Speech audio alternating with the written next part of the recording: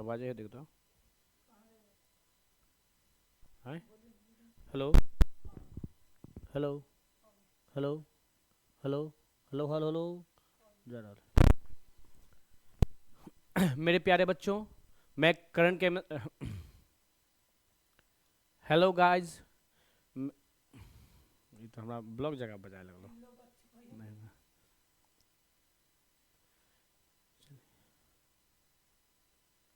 मेरे ऋषिकेश कर्ण, आप सबों का आपका यह अपना चैनल कर्ण केमिस्ट्री क्लासेज पे हार्दिक हार्दिक स्वागत और अभिनंदन है।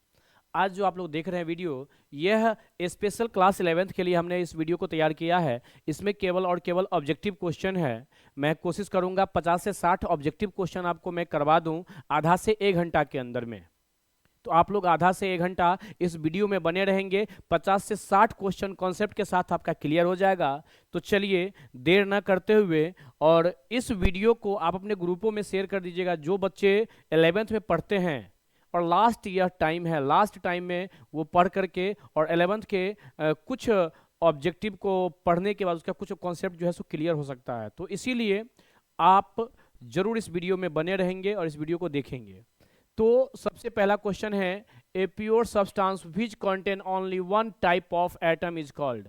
और एक बार बता दें, आप अभी अंग्रेजी और हिंदी दोनों मीडियम के स्टूडेंट्स देखेंगे, दोनों में हम बोल दे रहे हैं। वैसे होगा तो स्पेशल हम जो हिंदी मीडियम का बैच है, हिंदी मीडियम का जो वीडियो है वो हम स्पेशल एक बना के भेजेंगे। फिलहाल इसको आप देख लीजिएगा तो वो आपको देखने में सहूलियत हो जाएगी। ठीक है। A pure substance which contain only one type of atom is called. कहता है कि जो केवल एक ही प्रकार के एटम से मिलकर बना होता है, ठीक है, उसको हम लोग क्या कहते हैं बताइए। बताइए मेरे प्यारे बच्चों, उसको आप लोग क्या कहोगे। आपको जो एक ही टाइप के एटम से मिलकर बना होता है, हमेशा याद रखना है, जो भी एक टाइप के एटम से मिलकर बना होता है उसको हम लोग बोलते हैं एलिमेंट। क्या बोलते हैं मेरे प्यारे बच्चों? एलिमेंट। क्योंकि कंपाउंड जो होते हैं यह दो टाइप से मिलकर बना होता है। जैसे मैंने लिखा H2O, तो ये हो गया कंपाउंड। तो यह देख रहे हैं 3 एटम से मिलकर बना हुआ है। मैंने लिखा CO2, यह भी 3 एटम से मिलकर बना हुआ है। तो दो या दो से अधिक एटम से जो मिलकर बनता है उसको हम लोग बोलते हैं कंपाउंड। क्लियर। सॉलिड भी बहुत सारे एटम से मिलकर बने होते हैं, लिक्विड भी। लेकिन जो एलिमेंट होता है यह केवल और केवल एक एटम से मिलकर बना होता है। जैसे मैंने लिखा हाइड्रोजन, मैंने लिखा कार्बन, मैंने लिखा ऑक्सीजन। तो ये देख रहे हैं केवल और केवल इसमें कितने एटम है? ओनली वन एटम है। तो केवल एक एटम से जो भी मिलकर बना होता है उसको हम लोग बोलते हैं एलिमेंट। पहला क्वेश्चन आपका क्लियर है। चलिए दूसरा क्वेश्चन, एकदम कॉन्सेप्ट के साथ सारा क्वेश्चन मिलता जाएगा। आप लोग बस लाइन पे बने रहेंगे। आपका जो यह चैनल है इस चैनल पे बने रहें, केसीसी के चैनल पे। आप आज का जो यह आपका क्लास है वह बहुत ही अच्छा जाएगा और 50 से 60 क्वेश्चन हम लगभग लगभग इसमें कवर करेंगे। क्लियर है बातें? हाँ, लगभग लगभग 50 से 60 जो है वो कवर करेंगे। पता है, आपको बता दें कि इस वीडियो को देखने से आपका अच्छा खासा ऑब्जेक्टिव के साथ साथ जो कुछ ऐसे कॉन्सेप्ट्स हैं जिस पे आपका पकड़ एकदम मजबूत हो जाएगा। आप पढ़े भी होइएगा, अगर भूल गए होइएगा तो उसका एक प्रैक्टिस होगा। The smallest particles that can take part in chemical reaction is. कहता है कि इसमें से कौन सा ऐसा स्मॉल पार्टिकल है जो केमिकल रिएक्शन में भाग लेता है। ये आपसे पूछा जा रहा है कि ऐसा कौन सा पार्टिकल है जो केमिकल रिएक्शन में भाग लेता है। चलिए आपको जल्दी से बताना है।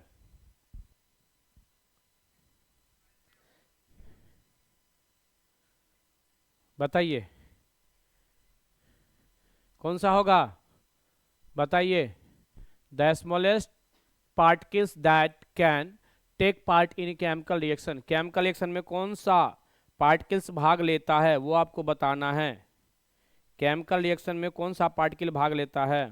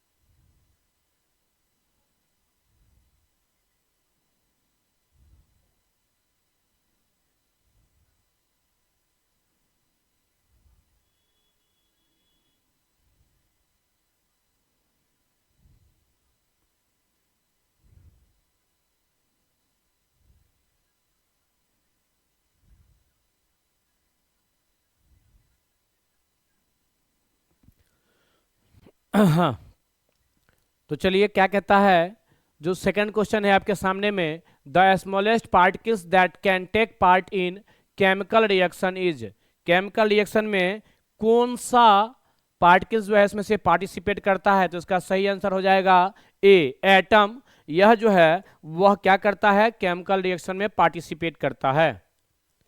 चलिए, which of the following is a homogeneous, homogeneous mixture मतलब क्या हुआ कि जिसको हम लोग हिंदी में कहते हैं समांगी मिश्रण, क्या बोलते हैं, समांगी मिश्रण। तो कहता है जो समांगी मिश्रण करने का मतलब क्या हुआ, जैसे मैंने पानी में चीनी को मिला दिया, तो पानी में जो चीनी घुलेगा, मिक्सचर जो बनेगा, तो पानी में पूरे सेम रेशियो में वह घुला होता है, डिजोल्व होता है, तो उसको हम लोग बोलते हैं होमोजेनस।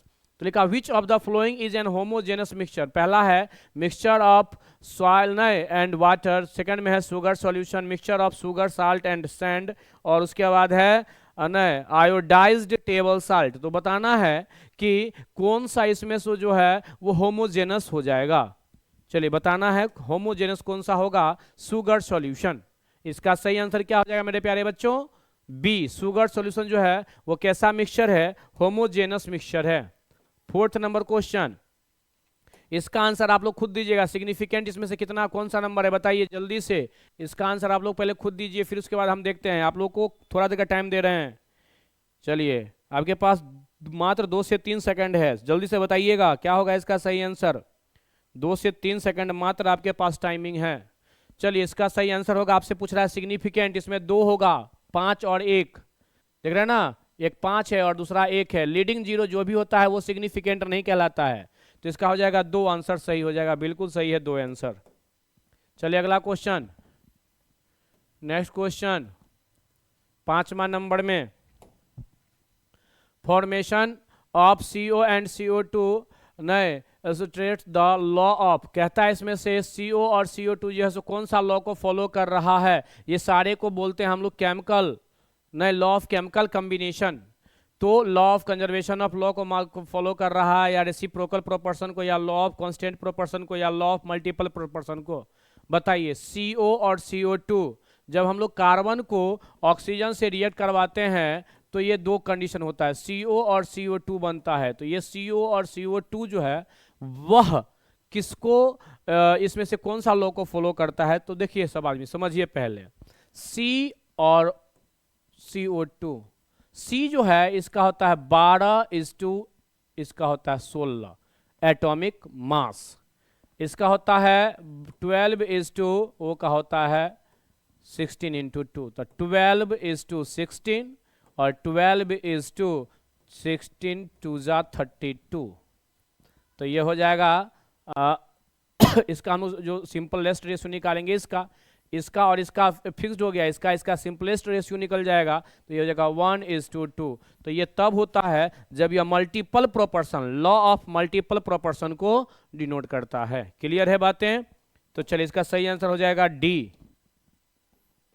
6ठा नंबर क्वेश्चन आपके सामने में ये रहा, नेक्स्ट क्वेश्चन। चलिए इसमें फिर आपसे सिग्निफिकेंट पूछ रहा है, जल्दी से बताइएगा सिग्निफिकेंट कौन होगा इसमें, जल्दी से बताइए सिग्निफिकेंट कौन होगा मेरे प्यारे बच्चों, जल्दी जल्दी बताइए सिग्निफिकेंट कौन होगा, बताइए। हाँ, इससे हमको कोई लेना देना नहीं होता है, मेनली हो गया ये 3, ठीक है, तो इसका सही आंसर हो जाएगा बी, सही आंसर है, बिल्कुल सही आंसर है। चलिए, neutron was discovered by, neutron का खोज किसने किया था, न्यूट्रॉन का खोज किसने किया था, जे थॉमसन, या चैडविक, या रदरफोर्ड, या प्रिस्टले, बताइए। 4 ऑप्शन है आपके सामने में, डिस्कवर्ड बाय न्यूट्रॉन, इलेक्ट्रॉन का जे थॉमसन, प्रोटॉन का गोल्डस्टीन, और न्यूट्रॉन का चैडविक, जेम्स चैडविक। इसका बिल्कुल सही आंसर है बी नंबर क्वेश्चन, जो आंसर है वो बिल्कुल सही है, न्यूट्रॉन का खोज जो है वो किसने किया है, चैडविक ने किया है। The nucleus of the atom consist of, nucleus जो होते हैं, हमने कहा जो कोई एटम होते हैं तो उस एटम में एक न्यूक्लियस होता है, जो न्यूक्लियस में क्या क्या प्रेजेंट होता है वो पूछ रहा है, कंसिस्ट ऑफ, न्यूक्लियस में क्या क्या प्रेजेंट होता है वो आपसे पूछ रहा है। तो बता दें, ये जो न्यूक्लियस होते हैं, इस न्यूक्लियस में प्रोटॉन और न्यूट्रॉन ये दोनों प्रेजेंट होते हैं, प्रोटॉन प्लस न्यूट्रॉन, ये दोनों प्रेजेंट होते हैं, प्रोटॉन एंड न्यूट्रॉन। इसमें कहीं आपको ऑप्शन दिख रहा होगा प्रोटॉन और न्यूट्रॉन, तो वो सही हो जाएगा। प्रोटॉन एंड न्यूट्रॉन ऊपर में ही दिख रहा है। इलेक्ट्रॉन इसके चारों ओर मूव करते रहता है, रोटेट करते रहता है, घूमते रहता है, चक्कर लगाते रहता है। चलिए, तो बिल्कुल सही आंसर हो गया ए। अगला क्वेश्चन आप देख सकते हैं, isotopes of an element have. Isotopes जो होते हैं एलिमेंट्स, उसमें क्या होता है, different chemical and physical properties, या similar chemical and physical properties, या similar chemical but different physical properties, similar physical but different chemical properties. बताइए इनमें से क्या होगा सही आंसर। आपके पास ये नंबर क्वेश्चन है। चलिए जल्दी से बताइएगा मेरे प्यारे बच्चों, आपको 1 सेकंड का टाइम दे रहे हैं, जल्दी से बताइए क्या होगा आंसर इसका। जल्दी से बताना मेरे प्यारे बच्चों, जल्दी बताइए। इसका बिल्कुल सही आंसर हो जाएगा C, similar chemical but different physical properties. चलिए अगला क्वेश्चन आपके सामने ये रहा, which of the following pairs represent isobar. Isobar किसको कहते हैं याद रखिएगा, जिसमें सेम, ठीक है, क्या हो, एटॉमिक नंबर, ठीक है, जिसमें सेम क्या हो जाए, एटॉमिक नंबर, नहीं, सेम एटॉमिक मास हो जाएगा, और डिफरेंट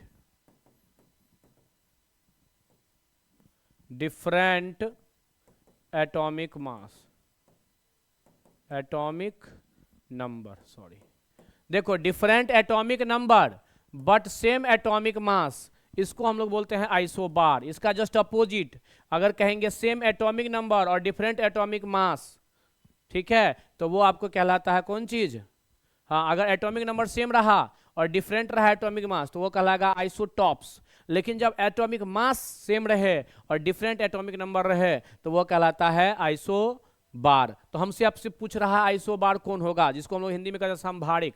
तो हमको देखना है पहले डिफरेंट एटॉमिक नंबर किसका है, इस दो ऊपर वाला को एटॉमिक नंबर, और सॉरी ऊपर वाला को एटॉमिक मास, जैसे मैंने एक्स लिखा तो ऊपर में ए है और नीचे में जेड है, ये एटॉमिक नंबर और ये एटॉमिक मास। तो हम देखते हैं यहां से, ये 3 है और ये 2 है, तो ये एटॉमिक मास, ये एटॉमिक नंबर, तो इसका और इसका एटॉमिक नंबर सेम है, इसका एटॉमिक नंबर सेम है, इसका एटॉमिक नंबर सेम है, बट इसका और इसका एटॉमिक नंबर डिफरेंट है। दिख रहा है ना सी नंबर में, और इसका एटॉमिक मास देखिए सेम है, बाद बाकी सबका एटॉमिक मास डिफरेंट दिख रहा है। मतलब ये बिल्कुल सही आंसर होगा, सी नंबर आंसर बिल्कुल सही है। अगला क्वेश्चन 6ठा number, the atomic orbital is the circular path of an element, elliptical shaped orbit, 3 dimensional field around. चलिए एटॉमिक ऑर्बिटल्स जो है सो इसमें से क्या होगा आंसर, जल्दी से बताइए, जल्दी से बताना है मेरे प्यारे बच्चों। एटॉमिक ऑर्बिटल, एटॉमिक ऑर्बिटल, इसका बिल्कुल सही आंसर हो जाएगा D, the region in which there is a maximum probability of finding an electron. मतलब हम लोग एटॉमिक ऑर्बिटल कहते किसको है, तो जहां पे सबसे ज्यादा इलेक्ट्रॉन के पाए जाने की संभावनाएं होती है उसको हम लोग बोलते हैं एटॉमिक ऑर्बिटल्स, जहां इलेक्ट्रॉन के पाए जाने की संभावना ज्यादा होती है। चलिए अगला question 7 number, principal azimuthal and magnetic quantum number are respectively related to. कहता है इसमें से जो प्रिंसिपल है, एजीम्यूथल है और मैग्नेटिक क्वांटम नंबर है, इसमें से 4 ऑप्शन है, यह किससे रिलेट है, आपको जल्दी से बताना है, जल्दी से बताइए यह किससे रिलेट होगा, जल्दी जल्दी बताइए, नहीं बताइएगा, हाँ जल्दी से आंसर दीजिए, किससे रिलेट होगा यह। चलिए इसका सही आंसर हो जाएगा ए, क्या आंसर हो जाएगा, ए, साइज शेप एंड ओरिएंटेशन, ये ए है। मतलब प्रिंसिपल बताता है साइज को, एजीम्यूथल बताता है शेप को, और मैग्नेटिक क्वांटम बताता है ओरिएंटेशन को। क्लियर है बातें। चलिए अगला क्वेश्चन,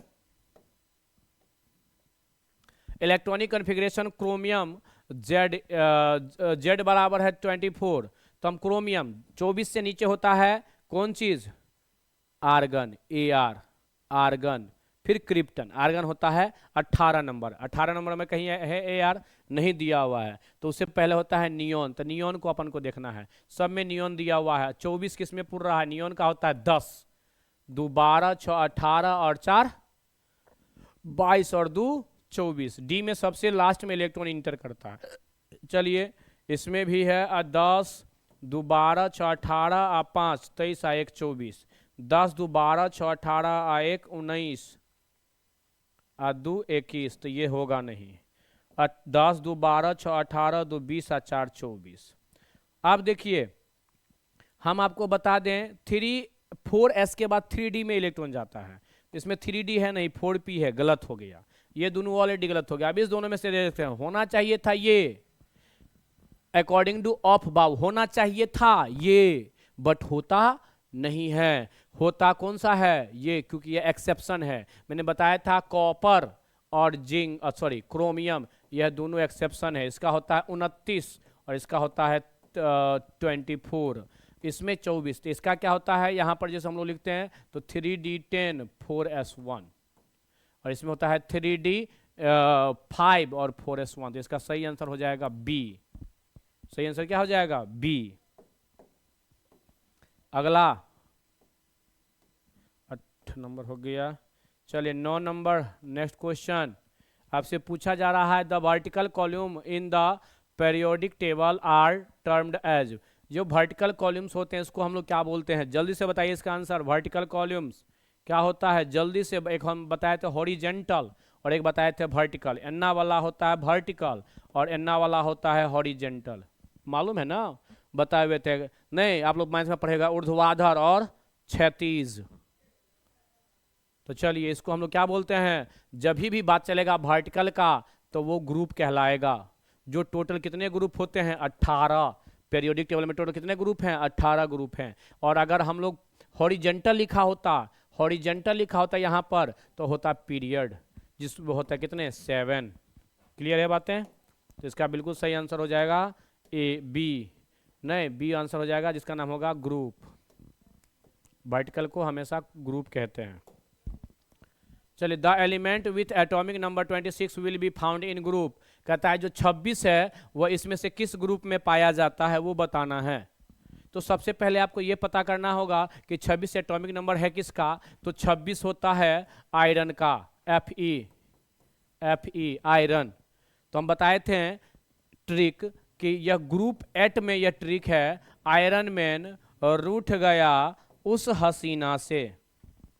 ये ना ट्रिक बताए थे, आयरन मैन रूठ गया उस हसीना से। यहां से आप देख सकते हैं क्या है आंसर, बताइए। Fe आयरन, ठीक ना, Fe आयरन। चलिए किस में हो जाएगा, ग्रुप 8 में। इसका सही आंसर क्या हो जाएगा, B. The elements with atomic number 9 17 35 53 85। 9 17 35 53 85। 9 होता है fluorine, chlorine, bromine, iodine, astatine 80। फिर कल बाहर INT, और ये सब को हम लोग बोलते हैं हैलोजन। क्या बोलते हैं, हैलोजन। तो इसमें सही आंसर कौन सा हो जाएगा, हैलोजन। नोबेल गैस होता है 18, नहीं वर्ग 18 को कहते हैं, ग्रुप 18 को। एल्कली अर्थ मेटल कहते हैं ग्रुप 2 को, और ट्रांजिशन मेटल बोलते हैं डी ब्लॉक के एलिमेंट्स को। और ये जो है फिर कल बाहर INT, fluorine, chlorine, bromine, iodine और एस्टेटाइन, वो होता है हैलोजन। ये ग्रुप 17 के एलिमेंट्स हैं। क्लियर है बातें, कितने ग्रुप में है, 17 ग्रुप में है। चलिए, which of the following electronic configuration of an atom has the lowest ionization enthalpy. कौन सा आयोनाइजेशन इंथैल्पी, लोवेस्ट। इसमें से सबसे कम आयोनाइजेशन इंथैल्पी किसका होगा, सबसे कम। आपसे ये पूछ रहा है, ये हो गया किसके लिए, 3 2 5 और 2 7 nitrogen atomic number. 2 2 4 6 10 1 11 sodium. 2 2 4 6 10 neon. और 2 2 4 5 9 फ्लोरीन। आपसे पूछा जा रहा है कि इसमें सबसे लोवेस्ट आयोनाइजेशन इंथैल्पी किसका होगा, जल्दी से बताना है। Lowest ionization enthalpy, lowest ionization enthalpy किसका होगा, बताइए बताइए मेरे प्यारे बच्चों, लोवेस्ट आयोनाइजेशन इंथैल्पी किसका होगा।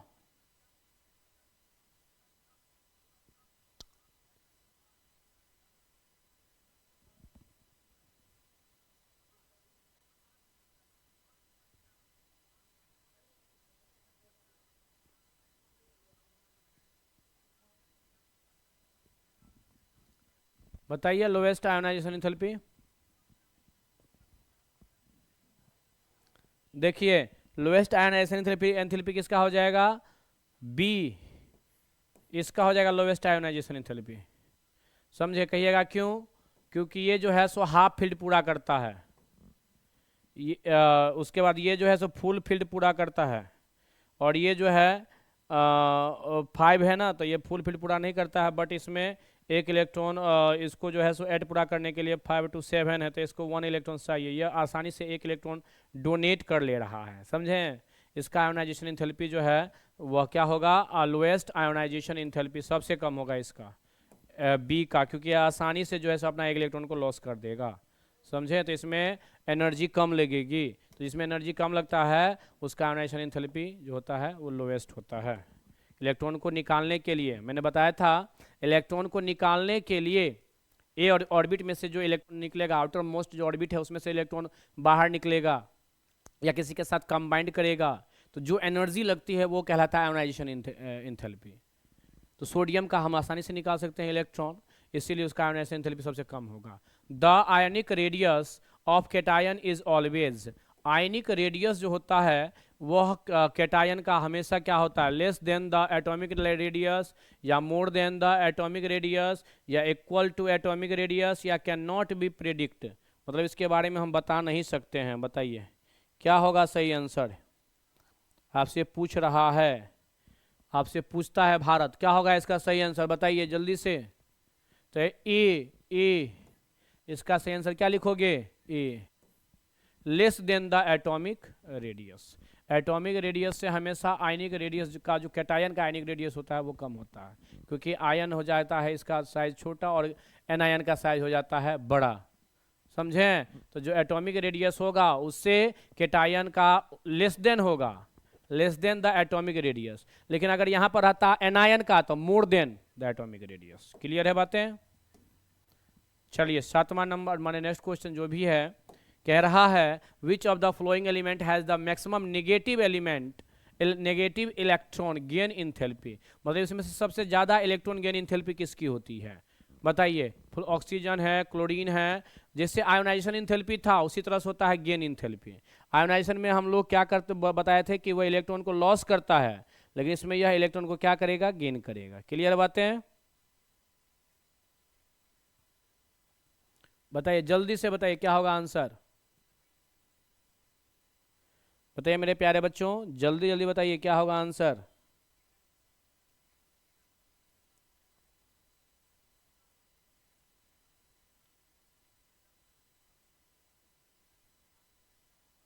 जल्दी बताइए।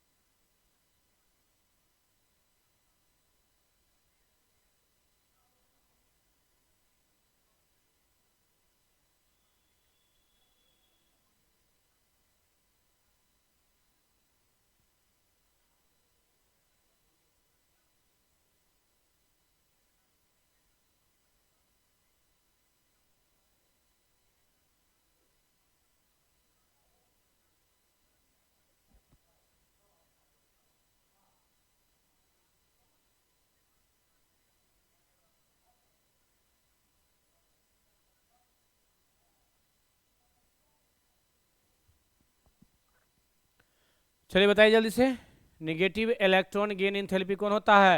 क्लोरीन। कौन होता है? क्लोरीन। क्लियर है बातें? चलिए, the most electronegative element in the periodic table, पूरे पीरियोडिक टेबल में सबसे ज्यादा इलेक्ट्रोनिगेटिव एलिमेंट कौन सा होता है? तो फ्लोरीन। अगर सबसे हाईएस्ट इलेक्ट्रोनिगेटिव एलिमेंट बोलेंगे फ्लोरीन। ठीक है, चलिए अगला question, the elements of group 16 are called, group 17 को क्या बोलते हैं? नोबेल गैस, ये हो गया group 18, chalcogen group 16, halogen 17, alkali metal 1। समझ गए? हाँ, तो 16 को क्या बोलते हैं हम लोग? कैल्कोजेन। क्या बोलते हैं मेरे प्यारे बच्चों? कैल्कोजेन। चलिए अगला question, the smallest ion among the following is, सबसे इसमें स्मॉलेस्ट आयन कौन सा होगा? डी। क्यों? क्योंकि जिसका भी न्यूक्लियर चार्ज जितना ज्यादा होगा, न्यूक्लियर चार्ज, तो इसमें न्यूक्लियर चार्ज ज्यादा होता है, इसका न्यूक्लियर चार्ज ज्यादा होता है, क्योंकि 4 इलेक्ट्रॉन हटा तो न्यूक्लियस का जो चार्ज है इस पे वो ज्यादा हो गया। समझ गया? तो इसको अपनी ओर यह खींच लेता है, सिकुड़ा देता है। ठीक है, इसका साइज सिकुड़ जाता है, जिसके कारण कहता है स्मॉलेस्ट आयन अमोंग। तो इसमें सबसे ज्यादा जो स्मॉलेस्ट आयन हो जाएगा वो Si4+। क्यों? क्योंकि इसका न्यूक्लियर चार्ज सबसे ज्यादा होगा। जिसका न्यूक्लियर चार्ज कम होता है वह उसका जो होता है वो लार्ज हो जाएगा। यह स्मॉलेस्ट पूछ रहा है तो इसका न्यूक्लियर चार्ज ज्यादा होता है, इसलिए डी आंसर हो जाएगा। Which one of them is the weakest, इसमें कह रहा है सबसे वीकेस्ट बॉन्ड कौन सा है? सबसे वीकेस्ट बॉन्ड कौन सा है बताइए? आयनिक बॉन्ड है, कोवैलेंट बॉन्ड है, मेटालिक बॉन्ड है, वंडरवाल वाल फोर्स है।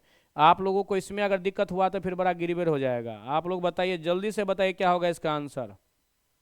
इसमें आप लोगों को गड़बड़ाना नहीं चाहिए मेरे प्यारे बच्चों, जल्दी से बताइए क्या होगा आंसर, जल्दी बताइए। कौन सा बॉन्ड? हाँ, सबसे वीकेस्ट होता है डी, वंडरवाल फोर्स। सबसे स्ट्रांग होगा कौन सा? कोवैलेंट होता है। चलिए, मेटालिक सब ये सब होता है स्ट्रॉन्गेस्ट, बट वंडर वीक जो कहेगा तो हो जाएगा कौन C? Van der Waals forces. The bond angle around atom which use sp2 hybridization, sp2 hybridization, sp2 hybridization में कौन सा एंगल बनता है? 120 डिग्री का। कितना डिग्री? 120 डिग्री। अगला question, in the resonating structure of benzene the number of sigma and pi bond are, sigma और pi bond कितना होगा इसका रेजोनेटिंग स्ट्रक्चर जब हम लोग लिखेंगे बेंजीन का? तो बताइए सिग्मा और पाई बॉन्ड क्या होगा? आपसे पूछा जा रहा है सिग्मा और पाई बॉन्ड। ठीक है, सिग्मा और पाई बॉन्ड पूछा जा रहा है। बेंजीन को हम लोग क्या लिखते हैं? ऐसे लिखेंगे,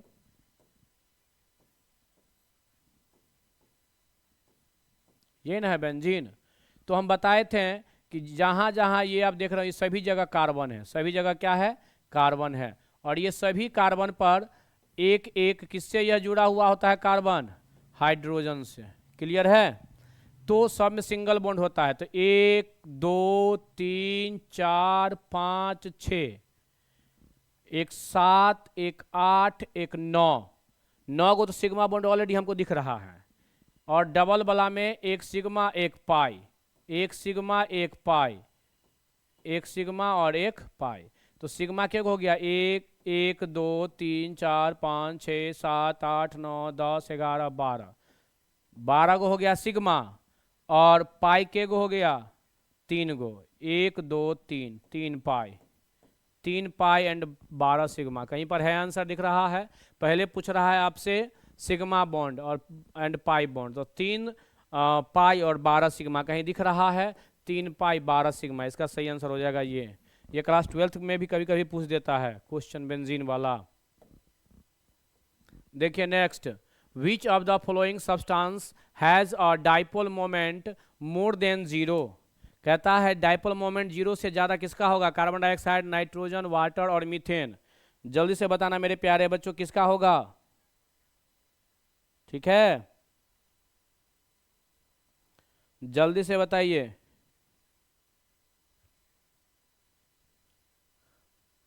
किसका होगा?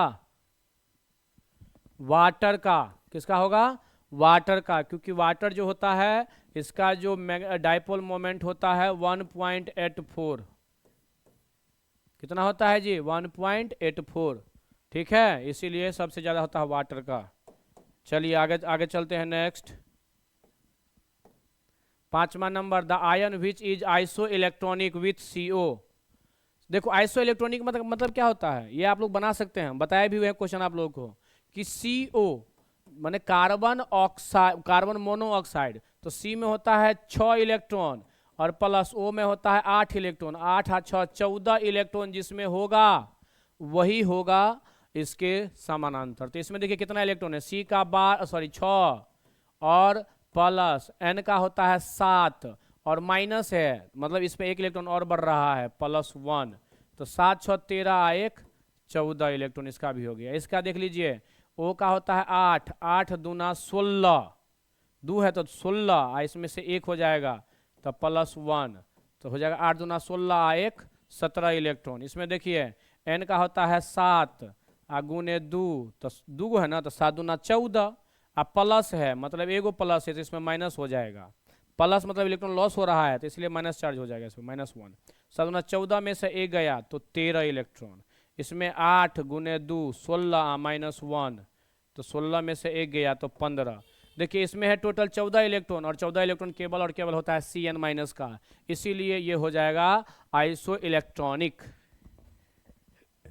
यहां तक कोई दिक्कत?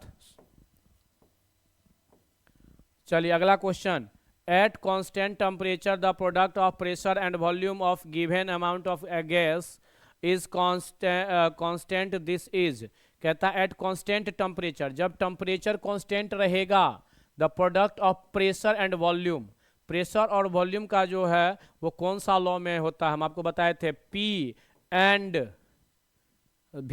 P, प्रेशर और वॉल्यूम जब टेम्परेचर कांस्टेंट रहेगा तो जो दोनों के बीच में जो रिलेशनशिप बताता है, ठीक है, वो कौन सा होता है बताइए। Given amount of a gas is constant, this is, बताइए कौन सा रहेगा, चार्ल्स होगा, बॉयल्स होगा या गेल्सक होगा? तो हम आपको बताए थे बॉयल्स लॉ, कौन सा लॉ बताए थे, बॉयल्स। बॉयल्स में जो होते हैं वो क्या रहता है, कांस्टेंट, बताइएगा। चार्ल्स में क्या रहता है, कांस्टेंट, और बॉयल्स में क्या रहता है, कांस्टेंट। मेरे प्यारे बच्चों जल्दी से बताओ, बॉयल्स में क्या रहता है, कांस्टेंट, और चार्ल्स में क्या रहता है, कांस्टेंट।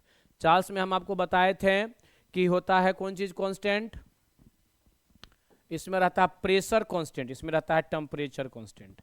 इसमें हम बताए थे कि V इन्वर्सली प्रोपोर्शनल 1/P, और इसमें बताए थे कि V डायरेक्टली प्रोपोर्शनल T, समझ गए चार्ल्स में। तो आपसे पूछ रहा है एट कांस्टेंट टेम्परेचर, तो ये हो जाएगा बॉयल्स का लॉ। अगला question, rate of diffusion of a gas is directly proportional to its density. Diffusion जो है, रेट ऑफ डिफ्यूजन, वह किसके डायरेक्टली प्रोपोर्शनल हो जाएगा, वो आपसे पूछा जा रहा है। जल्दी से बताइएगा आंसर इसका क्या होगा। Answer inversely proportional to the square root of its molecular mass, D answer हो जाएगा इसका। अगला question, non ideal gas approach ideal behaviour, कहता है जो नॉन आइडियल गैस होता है वो आइडियल की तरह बिहेव करेगा, कब, ये आपसे क्वेश्चन पूछा जा रहा है, बताना है क्या होगा इसका सही आंसर, बताइए मेरे प्यारे बच्चों, सही आंसर बताइएगा क्या होगा इसका।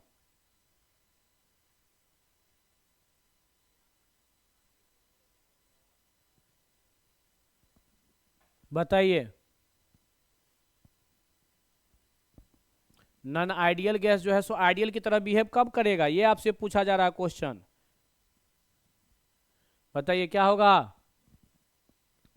High temperature and low pressure पे, टेम्परेचर हम बढ़ा देंगे और प्रेशर को कम कर देंगे, तो जो नॉन आइडियल गैस होता है, ठीक है, नॉन आइडियल गैस होते हैं वो आइडियल की तरह बिहेव करने लगता है, समझ गए। हाँ, जब उसका टेम्परेचर बढ़ा देंगे और प्रेशर को घटा देते हैं तो। आइडियल गैस का मतलब क्या, जो सभी के लॉ को फॉलो करता है, ठीक है। At 25 degree Celsius oxygen rate, देख लीजिए आपसे क्वेश्चन कह रहा है, न्यूमेरिकल है आपके सामने में, at 25 degree Celsius and 730 mm pressure 380 milliliter of dry oxygen was collected. If the temperature is constant, what volume will oxygen occupy at 760 mm pressure? मतलब आपको टेम्परेचर जो है सो फिक्स है, टेम्परेचर फिक्स है, हमको वॉल्यूम दिया हुआ है। पहला वॉल्यूम है P1 इक्वल टू 760 mm और V1 दिया है 380 मिलीलीटर, P2 दिया है, P2 हमको दिया हुआ है 760 mm और V2 हमको निकालना है वाट। तो हम बताए थे कौन सा लॉ यहाँ पर हम लोग अप्लाई करेंगे। हमको P1 V1 P2 V2 दिया हुआ है तो हम बताए थे बॉयल्स लॉ कहता है P1 V1 equal to P2 V2। हमको निकालना है V2 equal to P1 V1 by P2। तो P1 का वैल्यू इतना, V1 का वैल्यू इतना, P2 का वैल्यू इतना, बस सबटा पुट कर लीजिएगा और जो बनेगा, जो आएगा आंसर, वो V का आंसर निकल जाएगा। V2 का आंसर इसमें से मिला लीजिएगा कि क्या आंसर आ रहा है। ठीक है, हाँ, ये बॉयल्स के लॉ पे क्वेश्चन है। कैसे पता चला? क्योंकि यहाँ पर कांस्टेंट कर दिया गया है टेम्परेचर को। केवल और केवल बात चल रहा है वॉल्यूम और प्रेशर का, मतलब टेम्परेचर कांस्टेंट है तो वॉल्यूम और प्रेशर, अभी बताए थे जहाँ भी रिलेशन होगा बताया जा रहा हो वॉल्यूम और प्रेशर के बीच में, तो वो होगा बॉयल्स। टेम्परेचर और वॉल्यूम के बीच में तब बोलेंगे चार्ल्स। क्लियर है? तभी बॉयल्स के लॉ पे हम लोग इस फॉर्मूला को बनाएंगे और देखिएगा जो आंसर आएगा वो मिला लीजिएगा, आंसर सही होगा ही, और हम हाँ सही होना ही है। The kinetic theory of gases predict the total kinetic energy of gas depends on, बताइए यह किस पे डिपेंड करता है? काइनेटिक एनर्जी टोटल किस पे? जल्दी से आपको बताना है, किस पे डिपेंड करेगा?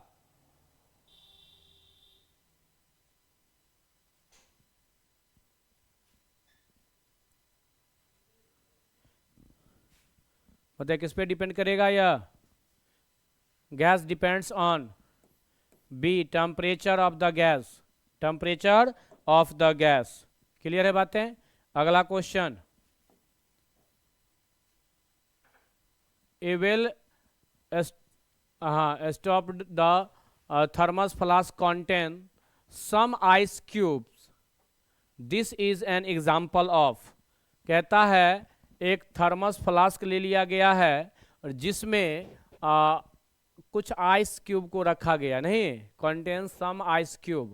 This is an example of, यह किसका एग्जाम्पल है? हम आपको बताए थे जो सिस्टम होते हैं वो 3 टाइप्स के सिस्टम होते हैं। एक सिस्टम होता है ओपन, एक होता है क्लोज, और एक बताए थे आइसोलेटेड। ये है सिस्टम के टाइप। सिस्टम ये क्या होता है? इसमें एनर्जी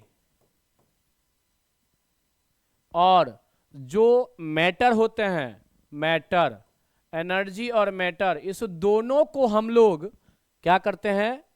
दोनों इसमें ट्रांसफर होता है। एनर्जी भी ट्रांसफर होती है एटमॉस्फेयर से सराउंडिंग से सिस्टम में, और सिस्टम से सराउंडिंग में, एनर्जी और मैटर दोनों। क्लोज में हम बताए थे कि केवल और केवल एनर्जी ट्रांसफर होगा बट मैटर ट्रांसफर नहीं होता है क्लोज में, क्योंकि क्लोज हो गया ना, क्लोज सिस्टम, तो उसमें हम लोग न तो मैटर को निकाल सकते हैं न तो मैटर को उसमें रख सकते हैं। लेकिन एनर्जी तो ऑलरेडी क्या होगा? चेंजेज हो जाएंगे, ठीक है, ट्रांसफर होगा। लेकिन जब लास्ट बात करते हैं आइसोलेटेड का, तो आइसोलेट में कुछ नहीं होता है। जैसे ओपन, ना तो एनर्जी और ये मैटर दोनों में से किसी भी चीज का क्या नहीं होगा? एक्सचेंज नहीं होगा। तो जो थर्मस फ्लास्क है वो आइसोलेटेड सिस्टम में आता है। किस में आता है? आइसोलेटेड सिस्टम में। तो इसका सही आंसर क्या लिखेंगे मेरे प्यारे बच्चों? क्या हो जाएगा? सी। क्या हो जाएगा मेरे प्यारे बच्चों? सी आंसर हो जाएगा। किसका? थर्मस फ्लास्क का जो एग्जाम्पल होगा वो हो जाएगा कौन सा? Isolated system. ओके, चलिए अगला क्वेश्चन आपके सामने में ये रहा। For the reaction C+O2 CO2, इसमें कहता है जो इंथैल्पी है वह एंट्रोपी से ज्यादा है। इसमें कहता है इंथैल्पी एंट्रोपी से कम है। इसमें कहता है दोनों इक्वल है और नन ऑफ दीज। बताइए इसका सही आंसर क्या होगा? C+O2 CO2। जल्दी से बताइएगा मेरे प्यारे बच्चों क्या होगा आंसर? जल्दी से बताइए इसका सही आंसर क्या हो जाएगा कि जो डेल्टा H है और डेल्टा U है, डेल्टा H को बोलते हैं चेंज इन इंथैल्पी और U को बोलते हैं चेंज इन एंट्रोपी, ये दोनों आपस में क्या हो जाएगा? इक्वल हो जाएगा। कब? C+O2 CO2 के केस में ये दोनों क्या हो जाएगा? इक्वल हो जाएगा। ठीक है, चलिए अगला क्वेश्चन देख लीजिए। नेक्स्ट क्वेश्चन आपके सामने में ये रहा, for an ideal gas Cp and Cp are related as. हम आपको बताए थे, अगर आप लोगों को याद होगा थर्मोडायनेमिक्स जब हम पढ़ाए थे तो थर्मोडायनेमिक्स में बताए थे Cp minus Cv equal to R। कहीं पर आपको दिख रहा है Cp minus Cv equal to R? Cp minus Cv equal to R, बताइए क्या होगा इसका सही आंसर? Cv माइनस Cp होगा या Cp माइनस Cv होगा? बताइए। हाँ, बच्चा यहाँ कंफ्यूज रहता है। आप लोगों को याद होना चाहिए कि मैंने आपको क्या बताया था। चलिए जल्दी से बताइएगा मेरे प्यारे बच्चों क्या होगा इसका सही आंसर? ये तो आंसर होगा नहीं, ये तो आंसर होगा नहीं क्योंकि RT है, तो इसमें और इसमें बच्चा कंफ्यूज रहता है। Cp होगा या Cv होगा? जल्दी से बताइएगा मेरे प्यारे बच्चों। हाँ, Cp और Cv है या Cp और Cv है? बाइक है जी लगा हुआ? ठीक है लगा हुआ। जल्दी बताइए, जल्दी बताइए। हाँ, Cp माइनस Cv, तो इसका सही आंसर कौन सा हो जाएगा? Cp minus Cv। कहाँ है Cp माइनस Cv? डी में है, Cp माइनस Cv। चलिए अगला question, the least random state of the water system is. बताइए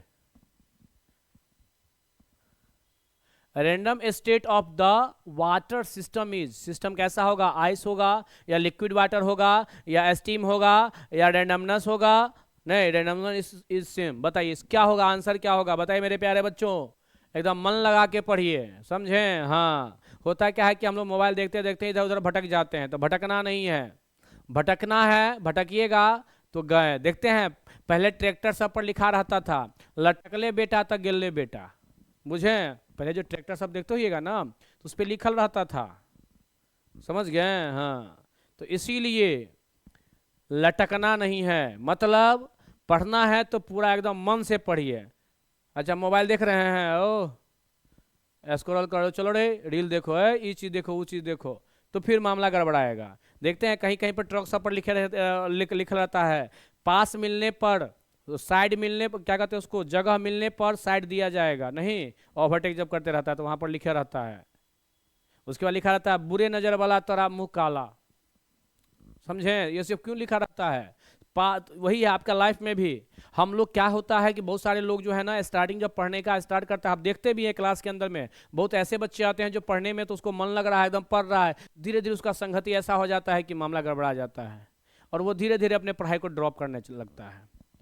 हाँ, तो जो आपसे पीछे रहता है वो आपसे आगे निकल गया, क्योंकि आपने उसको साइड दे दिया। तो साइड नहीं देना है, अभी नहीं कि हम बाइक चला रहे हैं और गाड़ी वाला पों मार रहा, हम साइड नहीं देंगे, आगे ठोकिए देगा, ऐसा नहीं करना। लाइफ में कह रहे हैं अपने से आगे अगर आपसे कोई चला गया मतलब समझ लो कि आप कहीं ना कहीं अपने में, क्योंकि वो आपसे पहले पीछे था आगे निकल गया, मतलब कहीं ना कहीं आप अपने अंदर क्या किए हैं, पढ़ाई में गड़बड़ी किए हैं, समझ गए? इसीलिए हमेशा अगर जैसे मैट्रिक में अगर हमने लाया 80% तो 12th में मेरा 85% होना चाहिए, 80+ होना चाहिए, उसमें 2 4 5 नंबर का इजाफा होना चाहिए, तब आप आगे जा रहे हैं। अगर आपका माने इजाफा नहीं हो रहा है, अगर कम हो रहा है, मतलब आप आगे नहीं बढ़ रहे हो मेरे प्यारे बच्चों। तो चलिए जल्दी से बताइए क्या होगा इसका आंसर? हाँ जल्दी से बताइएगा, जल्दी बताइए, जल्दी से।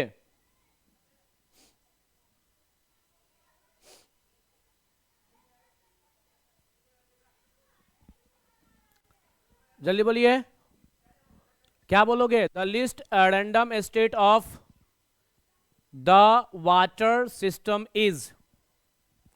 वाटर में जो है, वाटर सिस्टम की हम बात कर रहे हैं, इसमें क्या होगा? कौन सा स्टेट्स हो जाएगा? Liquid water, steam, ice, randomness is same. इसका बिल्कुल सही आंसर हो जाएगा कौन सा? डी। क्लियर है? क्या होगा आंसर? बिल्कुल D, randomness is same. Okay.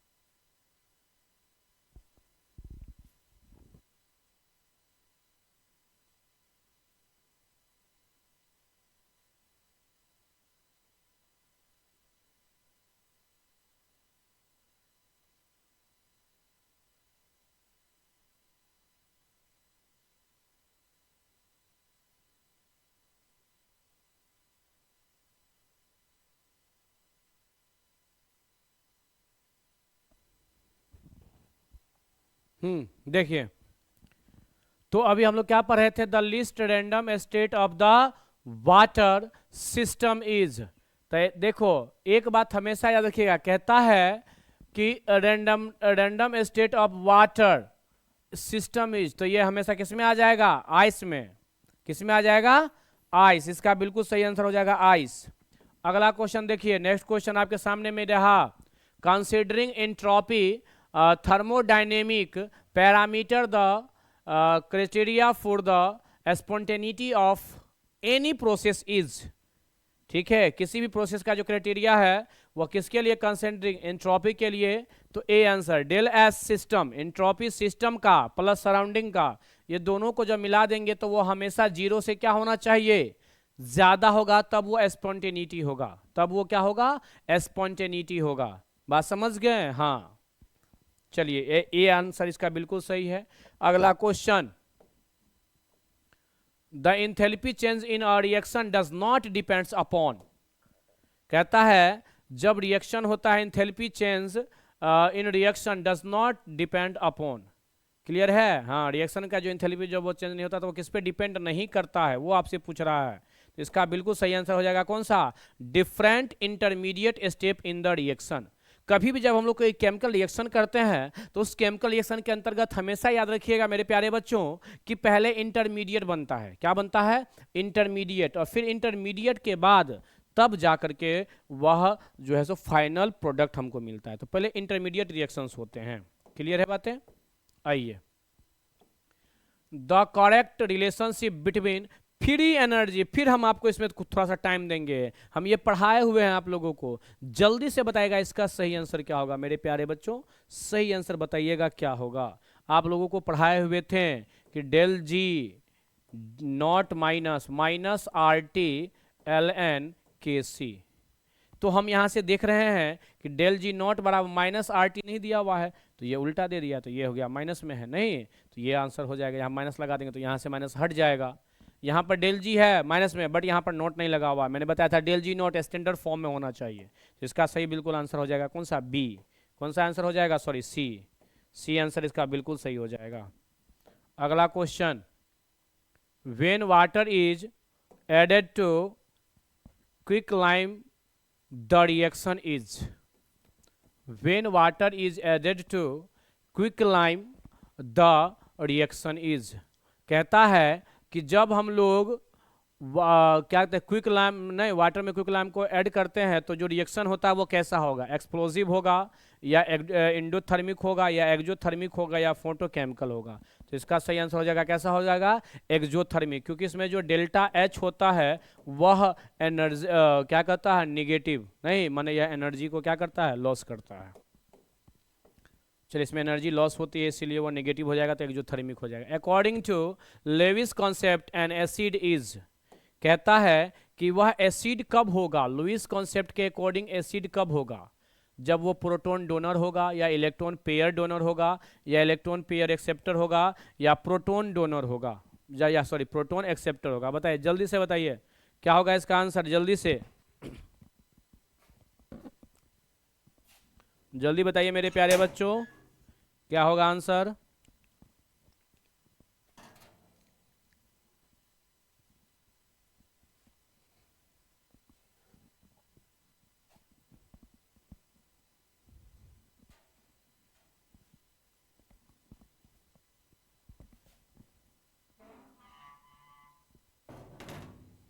जल्दी बताइए जल्दी से जल्दी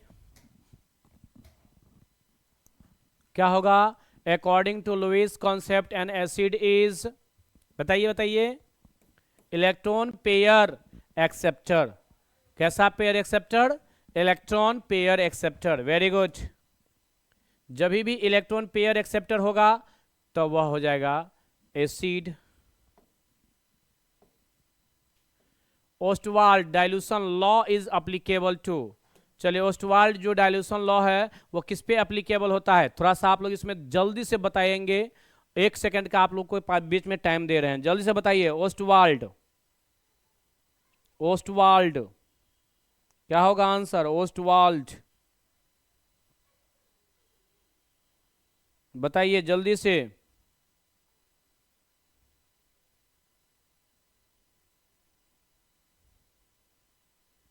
ओस्टवाल्ड क्या होगा आंसर, हाँ क्या कहता है, Ostwald's dilution law is applicable to strong electrolyte only, केवल स्ट्रॉन्ग इलेक्ट्रोलाइट में होता है, weak electrolyte only, non electrolyte या स्ट्रॉन्ग एंड वीक इलेक्ट्रोलाइट्स। तो इसका सही आंसर हो जाएगा कौन सा, वीक इलेक्ट्रोलाइट ओनली। देखिए इलेक्ट्रोलाइट क्या होता है, जैसे मैंने लिखा ZnSO4, तो जो आयंस के फॉर्म में टूट जा रहा है, इलेक्ट्रोलाइट है ये, समझ गए। तो वीक इलेक्ट्रोलाइट जो होंगे वह ओस्टवाल्ड डाइल्यूशन लॉ को के लिए एप्लीकेबल होता है। अगला question, the pH of A solution of अच्छा हाइड्रोक्लोरिक एसिड का 4 होता है तो इसका मोलरिटी क्या हो जाएगा, बताइए मोलरिटी क्या हो जाएगा। आप लोग थोड़ा सा ध्यान दीजिए मोलरिटी पर, इसका जब पीएच वैल्यू हो गया है कितना, हाँ इसका मोलरिटी क्या होगा, बहुत इजी क्वेश्चन है आपके सामने में। हाँ हाँ जल्दी जल्दी देखिए, 4 ऑप्शन है, 4, 0.4, 0.001 और 0.404, जल्दी से बताइए क्या होगा आंसर, जल्दी से। इसका सही आंसर हो जाएगा कौन सा, 0.001, क्योंकि ऑलरेडी इसका एक्सेप्टर क्या है, हाइड्रोक्लोरिक एसिड का पीएच वैल्यू 4 होता है तो इसका मोलरिटी क्या हो जाएगा 0.001। A base according to Bronsted concept is substance which can, कहता है देखिए अभी हम लोग पढ़े थे एसिड के बारे में, तो एसिड जो होता है वो इलेक्ट्रॉन एक्सेप्टर, सॉरी नहीं तो वो पेयर एक्सेप्टर था, इसमें हम लोग पढ़ रहे हैं यह होगा एक्सेप्ट प्रोटॉन्स, जो प्रोटॉन एक्सेप्ट करेगा वो होगा कौन सा, बेस। इसका सही आंसर हो जाएगा डी। क्या आंसर सही हो जाएगा इसका, डी, बिल्कुल सही आंसर है, राइट आंसर है, बिल्कुल राइट आंसर है। विच of the following is not a redox reaction, redox reaction कब नहीं होगा, पहले ये बात बताइए रेडॉक्स रिएक्शन होगा कब, रेडॉक्स रिएक्शन होगा कब, तो हमने आपको बताया था जिसमें ऑक्सीडेशन और रिडक्शन दोनों हो, ऑक्सीडेशन भी हो और रिडक्शन भी हो, तो उसको हम लोग बोलते हैं कौन चीज, रेडॉक्स। अब इसमें से पूछ रहा है कि इसमें से रिडॉक्स कौन सा नहीं है, बताए। नॉट ए रेडॉक्स रिएक्शन, जल्दी बताइए जल्दी से। चार ऑप्शन आपके सामने में दिया गया है, कौन सा आंसर होगा, जल्दी बताइए जल्दी, कौन सा आंसर होगा।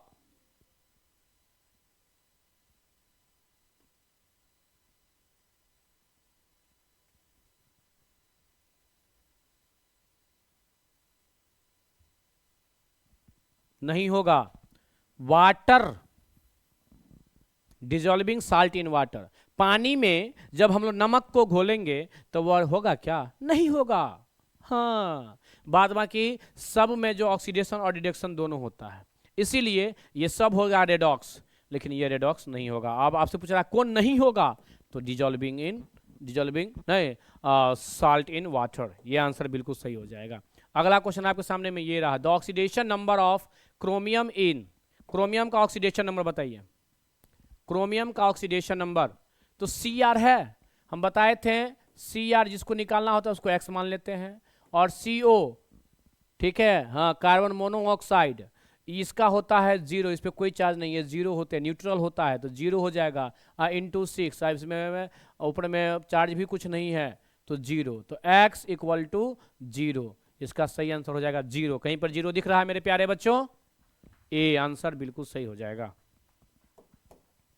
चलिए अगला question, the oxidation number of chromium, फिर से आपसे पूछ रहा है क्रोमियम में ऑक्सीडेशन नंबर क्या होगा, K2Cr2O7 में ऑक्सीडेशन नंबर क्या होगा बताइए, K2Cr2O7।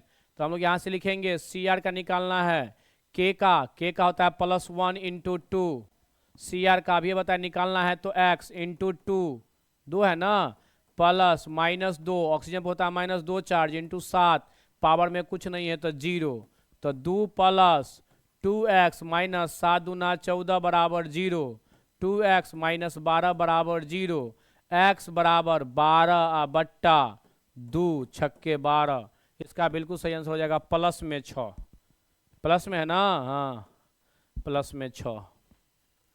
चलिए अगला क्वेश्चन, आप लोग को सब ऑक्सीडेशन नंबर से निकालना सिखाए हुए हैं, बताए हुए हैं, तो ये आप लोग, रिडक्शन नेवर इन्वॉल्व्स, कहता है रिडक्शन कभी इन्वॉल्व नहीं होगा, कब, कभी हाँ इन्वॉल्व नहीं होगा, कब नहीं होगा, गेन ऑफ इलेक्ट्रॉन, रिडक्शन, अच्छा रिडक्शन में तो गेन होता है electron, decrease in oxidation number भी होता है, decrease in valency of electropositive भी, लॉस ऑफ इलेक्ट्रॉन, जो इलेक्ट्रॉन लॉस करता है वो हमेशा होता है कौन सा, ऑक्सीडेशन।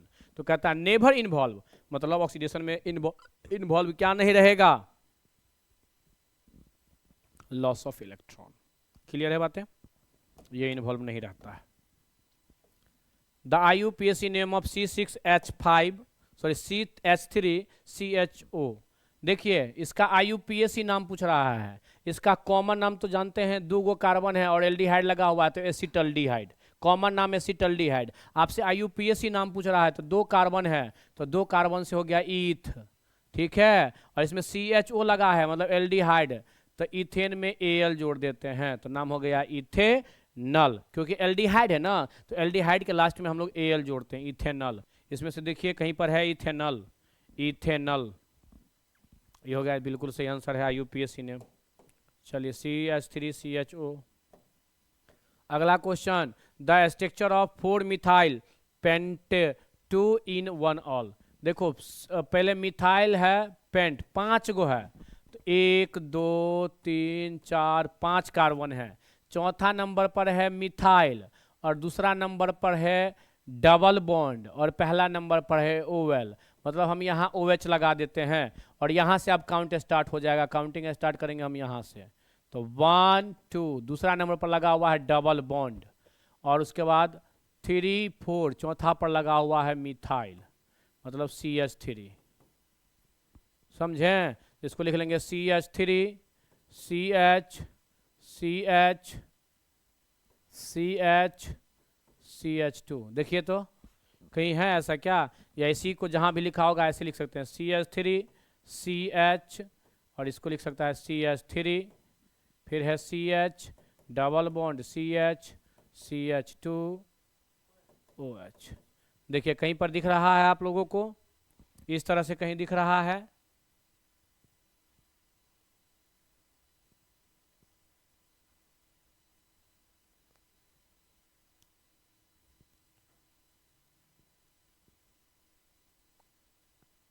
चौथा नंबर पर है ना, पेंट है तो 5, तो 1 2 3 4 5, ठीक है।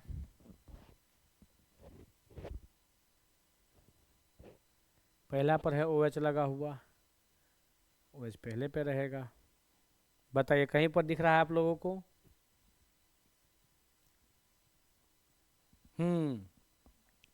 बी नंबर में देखो, बी नंबर में क्या लिखा हुआ है, C है, और इस C पर एगो CH3 यहाँ होगा और एगो CH3 यहाँ होगा, डबल बॉन्ड CH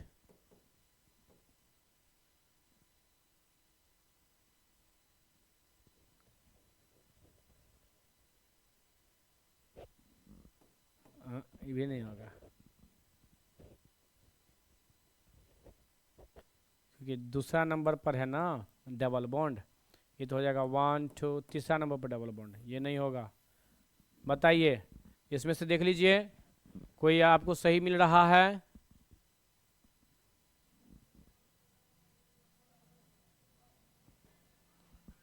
बताइए कौन होगा सही, ध्यान से देखिएगा। हाँ जल्दी से बताइए कौन होगा सही।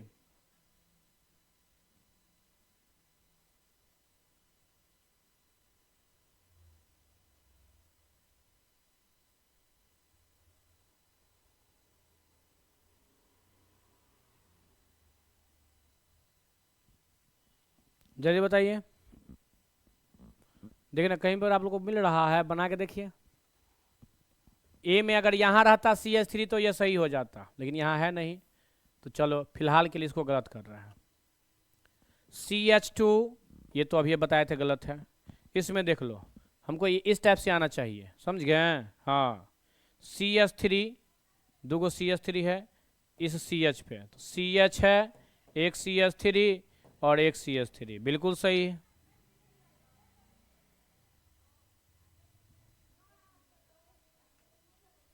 ठीक है, और यहाँ से लिखेंगे CH डबल बॉन्ड CH, हाँ हाथ होता गया जी, बन गया, 1 2 3 4 5, चौथा नंबर पर मिथाइल, हाँ हो गया 5 पेंट। सी आंसर सही हो जाएगा, बिल्कुल सही हो जाएगा। कौन सा आंसर? सी, समझे? तो इस तरह से हमको मिलाना होता है, ये नहीं कि अपने आप देखें तुरंत मार देंगे, नहीं। पहले हमको ये देखना है 4 मिथाइल है, 5 को कार्बन होना चाहिए, तो 1 2 3 4 5, 5 कार्बन हो गया। यहाँ पर CH3 का हॉल्ट वाइस है, मतलब इस CH पे 2 गो CH3 होगा, एगो इस साइड और एगो नीचे, तो यहाँ पर ये ब्रांच लग गया, समझे? चलिए अगला question, which of the following molecular formula belongs to the alkyne series? alkyne देखो, एक होता है एल्केन, एक होता है एल्कीन, और एक होता है अल्काइन। तो कौन सा सीरीज पूछ रहा है? एल्केन में जो है हो जाएगा हाइड्रोजन बराबर हो जाएगा कार्बन का दुगुना से 2 ज़्यादा, इसमें हाइड्रोजन बराबर हो जाएगा कार्बन के दुगुना, और इसमें हो जाता है हाइड्रोजन बराबर कार्बन के दुगुना से 2 कम। तो एल्काइन पूछ रहा है, मतलब हाइड्रोजन जो की संख्या जो होगा कार्बन के दुगुना से 2 कम होना चाहिए। तो इसमें देखिए हाइड्रोजन 7 14 है, यहाँ कार्बन 7 है, 7 दूना 14, मतलब यह एल्कीन ग्रुप का हुआ। इसमें 22 है, तो 10 दूना 20 और 2 जोड़ दिए 22, तो एल्केन ग्रुप का हो गया। ये इसमें 9 दूना 18, 16 है, 18 में से 2 गया, क्योंकि 9 दूना 18 में से 2 गया, तो 16, इसका बिल्कुल सही आंसर हो जाएगा सी। समझ गए? हाँ, ये 16 दूना 32, तो ये फिर एल्कीन का हो गया। जो दुगुना है एल्कीन, दुगुना से 2 ज़्यादा है तो एल्केन, और दुगुना से 2 कम है तो एल्काइन, कार्बन की संख्या का दुगुना कर दो। चलिए इसका क्या आंसर होगा, जल्दी से बताइए। चलिए, mixture of benzene and chloroform can separated by, इसको हम कौन सा मेथड्स के द्वारा सेपरेट कर सकते हैं? बेंजीन को और क्लोरोफॉर्म को किस मेथड से सेपरेट कर सकते हैं? बताइए, जल्दी जल्दी बताइए, जल्दी बताइए।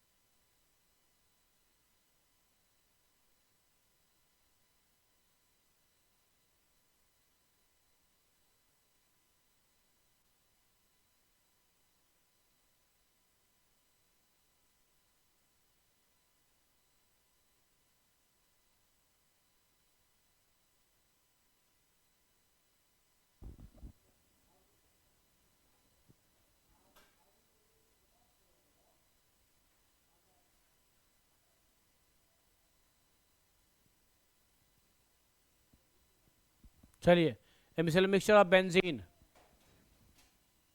बी, डिस्टिलेशन मेथड्स के द्वारा इसको हम लोग क्या कर सकते हैं, अलग कर सकते हैं।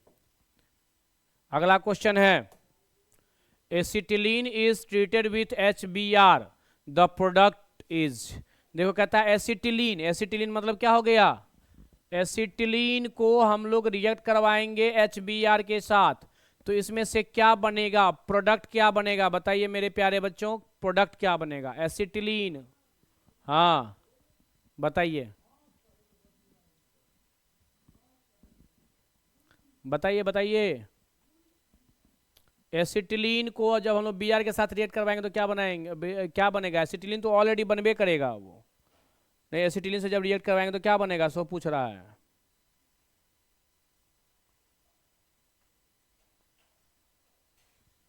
बताइए,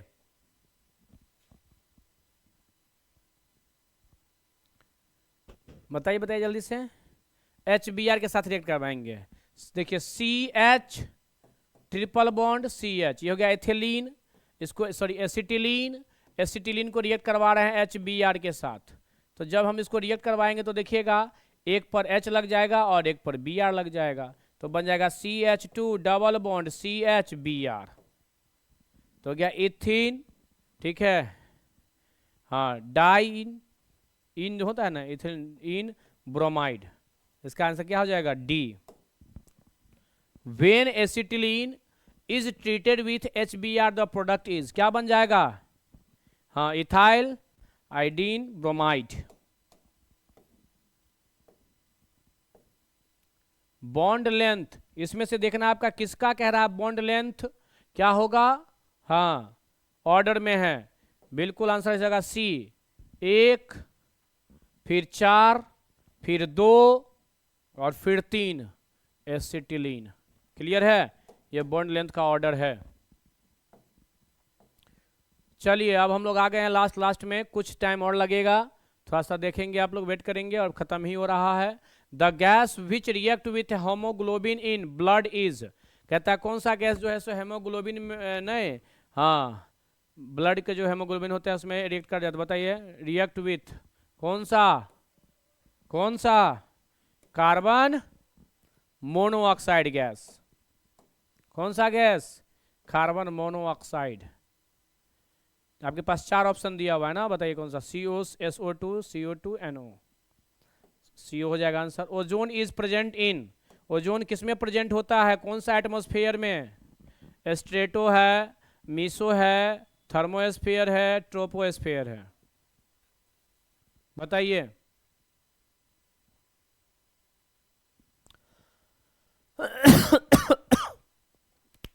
किसमें यह प्रेजेंट होगा, जल्दी से बताइए मेरे प्यारे बच्चों, जल्दी जल्दी जल्दी जल्दी आपका आंसर आना चाहिए।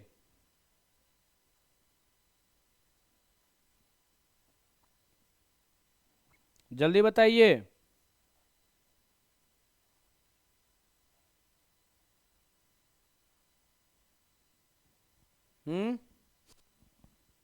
Ozone is present in, ozone किसमें प्रेजेंट होता है जी, बीच वाला नहीं होता है, अपने से सबसे नीचे से ऊपर वाला, ट्रोपोस्फेयर से ऊपर कौन सा होता है, स्ट्रेटोस्फेयर, स्ट्रेटोस्फेयर, सी आंसर बिल्कुल सही हो जाएगा। अगला क्वेश्चन है, acid rain is due to, acid rain किसके कारण होता है, एसिड रेन किसके कारण होता है, formation of oxide of sulphur मतलब SO2 के कारण, ये भी सही है, नाइट्रोजन NO2 के कारण, ये भी सही है, H2SO4 और HNO3 ये भी सही है, तो डी ऑल ऑफ दीज, सब इसका सही आंसर हो जाएगा, बिल्कुल सही है। अगला question, biochemical oxygen demands is a measure of, bio जो केमिकल डिमांड्स ऑक्सीजन डिमांड्स है BOD, वह किसको मेजर करता है, तो organic pollutant in water, organic pollutant in water को यह मेजर करता है, जो पानी में जो कार्बनिक पोल्यूटेंट होता है प्रदूषक उसको BOD। Freons are not recommended to be used in the refrigerator because they causes, क्यों इसका यूज जो है सो रेफ्रिजरेटर में फ्रेयॉन्स का use are not recommended to be used, क्यों नहीं किया जाता है बताइए, इसका रीजन क्या है, हम बताए थे फ्रियॉन्स जो होता है, हम बताए थे CFC, क्लोरोफ्लोरो कार्बन, उससे क्या होता है जी, depletion of the ozone layer, ozone layer का जो क्षय हो रहा है, नष्ट होता जा रहा है, इसीलिए ओजोन लेयर के नष्ट होने के कारण फ्रियॉन्स CFC क्लोरोफ्लोरोकार्बन का यूज करने के लिए नहीं बोला जाता है। ओके, हाँ, रेफ्रिजरेटर में। अगला क्वेश्चन आपके सामने में ये रहा, the gas released in the Bhopal gas treasury, बताए हुए थे आपको भोपाल गैस जो गैस ट्रेजरी हुआ था उसमें बहुत सारे लोग मरे हुए थे, भोपाल गैस कांड जिसको कहते हैं हिंदी में, उसमें इसमें से कौन सा गैस रिलीज हुआ था, जल्दी से बताइए, जल्दी से। हाँ, कुछ बच्चे सही बता रहे हैं, मिथाइल आइसोसाइनेट। क्या हुआ था, मिथाइल आइसोसाइनेट हुआ था, बिल्कुल सही है। लोग सुतले रह गया था ना, मुझे बहुत सारे लोगों को।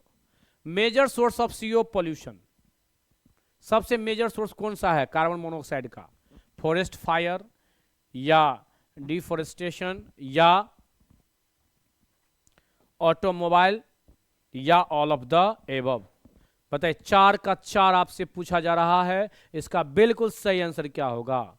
और हम जानते हैं आप लोग क्या सोच रहे होंगे, ऑल ऑफ द एबव ही बोल रहे होंगे, हम बुझते हैं, सॉफ्ट आप लोग का माइंड का बात बुझते हैं। बताइए, जल्दी से बताइए क्या होगा, जल्दी बताइए मेरे प्यारे बच्चों, सबसे ज्यादा कौन सा होगा, 100 पूछा जा रहा है, समझे, सबसे ज्यादा कौन सा होगा, 100 आपसे पूछा जा रहा है, सबसे ज्यादा। हाँ, मेजर सोर्स, सबसे ज्यादा मेजर, मेजर बताइए, सही है। कुछ बच्चे कह रहे हैं ऑटोमोबाइल, और बिल्कुल सही है, ऑटोमोबाइल बिल्कुल सही आप बता रहे हैं, CO का सबसे ज्यादा। अच्छा, which is a green house gas, आपके सामने में अगला क्वेश्चन है, ग्रीन हाउस गैस के बारे में आपसे पूछ रहा है मेरे प्यारे बच्चों, carbon dioxide, methane, CF2Cl, freons, chlorofluorocarbon, बताए थे ऑल ऑफ द एबव, ये सब के सब ग्रीन हाउस गैस कहलाता है, ऑल ऑफ द एबव। अगला आप आपसे पूछा, water pollution is less is BOD is, कहता है जब BOD water pollution is less if BOD is, BOD bio oxygen demand, अभी बताए थे कब होगा, less than 5 ppm, less than 15 ppm, less than 50 ppm, less than 100 ppm, जल्दी से बताइए। हाँ, अभी बताए थे ऑर्गेनिक के बारे में यह बात कर रहा है, किसके बारे में बात कर रहा है, ऑर्गेनिक का, इसका बिल्कुल सही आंसर क्या हो जाएगा, बताइए मेरे प्यारे बच्चों, जल्दी से बताओ, जल्दी से बताओ, क्या होगा, BOD, हाँ, less is less than 5 ppm, बिल्कुल सही है। आइए, बिल्कुल सही है, कुछ बच्चे सही जवाब दे रहे हैं, बिल्कुल सही जवाब है। Which is not a source of pollution, इसमें से पॉल्यूशन का सोर्स कौन सा नहीं है, कोल फायर, फॉरेस्ट फायर या वोल्केनाइज, नन ऑफ द एबव।